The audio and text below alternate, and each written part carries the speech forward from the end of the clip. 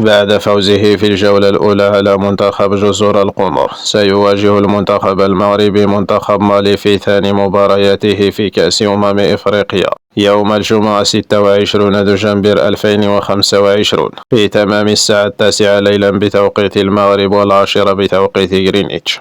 وستبث هذه المباراة مباشرة على بي إن سبورت ماكس 1 بتعليق جواد بدة. إضافة إلى الرياضية المغربية TNT مجانا على قمر بدر 26 شرق. أما القنوات المشفرة الناقلة لهذه المباراة هناك قناة موفيستار الإسبانية وفاموس الإسبانية وسبورت ديجيتال الألمانية، إضافة إلى قنوات بي إن سبورت الفرنسية على قمر أسترا 19. وعلى قمر هيسباسات هناك الباقة البرتغالية سبورت تيفي. وفضلا وليس أمرا لا تنسى الاشتراك في القناة وتشغيل زر الجرس ليصلكم كل جديد، ولا تنسى دعمنا بلايك لنستمر بنشر المزيد إن شاء الله.